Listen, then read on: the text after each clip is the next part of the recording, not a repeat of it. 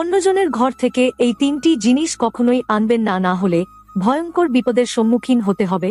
আপনি রাজা থেকে ভিখারি ও হয়ে যেতে পারেন। বাস্তুশাস্ত্র মতে এই তিনটি জিনিসের মধ্যে যেকোনো একটি জিনিস আপনি যদি অন্যের বাড়ি থেকে নিয়ে আসেন তাহলে আপনি নিজেই গরিবী, অর্থকষ্ট, দারিদ্রতা, দুঃখ, কষ্টকে নেমন্তন্ন জানিয়ে নিজের ঘরে নিয়ে এসেছেন। 1 নম্বর, ভুল করেও অন্যজনের উস করা ছাতা বা অন্যের ঘর থেকে ছাতা কখনোই নিজের ঘরে আনবেন না, এতে ভয়ঙ্কর দারিদ্রতার সম্মুখীন হতে হয়।